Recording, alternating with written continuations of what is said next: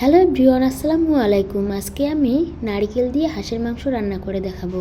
এখানে আমি 1.5 কেজি পরিমাণ হাঁসের মাংস নিয়েছি, আর এখানে নিয়েছি পেঁয়াজ কুচি, আদা বাটা, রসুন বাটা আর 3টা আস্ত রসুন নিয়েছি, নারকেলের দুধ আর আস্ত গরম মশলা। এবার আমি একটি কড়াইয়ের মধ্যে পরিমাণ মতো তেল দিয়ে দেব। তেলটা হালকা গরম হয়ে গেলে এরপর আমি পেঁয়াজ কুচি দিয়ে 2 মিনিট ভেজে নেব।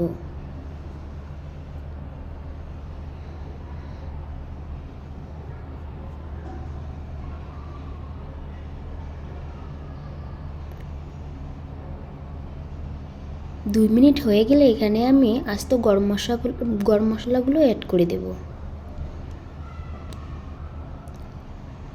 এরপর দিয়ে দিচ্ছি আদা বাটা আর রসুন বাটা।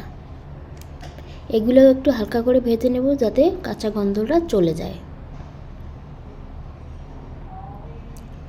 সবগুলো উপকরণ ভালো করে ভাজা হয়ে গেছে। এরপর আমি হলুদের গুঁড়ো, মরিচের গুঁড়ো, ধনিয়া গুঁড়ো, জিরে গুঁড়ো, লবণ আর সামান্য একটু পানি দিয়ে মশলাগুলো ভালো করে কষিয়ে নেব।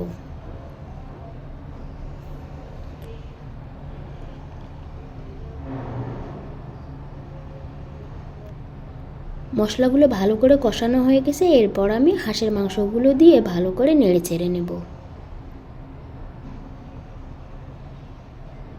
নারকেল দিয়ে হাঁসের মাংস খেতে ভীষণ মজা লাগে। আপনারাও বাসায় একদিন ট্রাই করে দেখতে পারেন।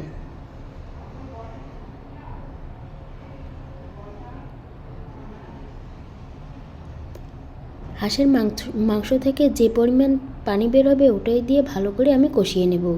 এখানে আমি আস্ত রসুন 3টিও দিয়ে দিলাম। দেখতেই পাচ্ছেন কতগুলো পানি বের হয়েছে।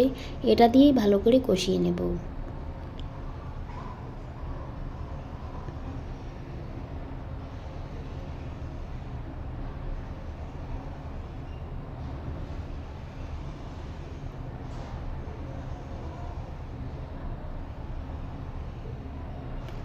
হাঁসের মাংসগুলো ভালো করে কষানো হয়ে গেছে। এরপর আমি আরেকটু পানি দিয়ে আরেকটু কষিয়ে নেব।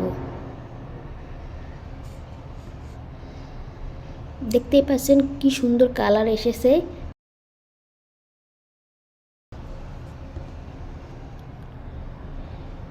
এরপর আমি পানি অ্যাড করে দেব। হাঁসের মাংসগুলো যেন 80% সিদ্ধ হয় এরকম আমি পানি অ্যাড করব।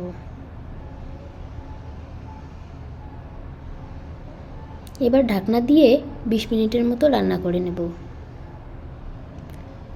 ফিরে এলাম 20 মিনিট পর। দেখতেই পাচ্ছেন ঝোলটা একদম শুকিয়ে গেছে। এই পর্যায়ে আমি নারকেলের দুধটা দিয়ে দেব। এখানে আমি নারকেলের দুধ নিয়েছি 1 গ্লাস পরিমাণ।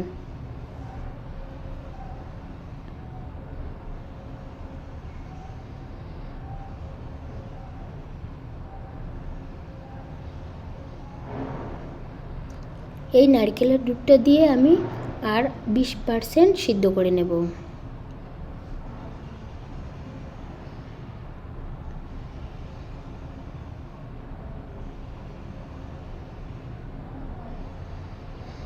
দেখতেই পাচ্ছেন সবগুলো উপকরণ একদম মাখো মাখো হয়ে গেছে। এর পর্যায়ে আমি নামিয়ে নেব। সবাই ভালো থাকবেন, সুস্থ থাকবেন, আমার জন্য দোয়া করবেন। আর রান্নাটা কেমন হয়েছে অবশ্যই কমেন্টে জানাবেন। আল্লাহ হাফেজ।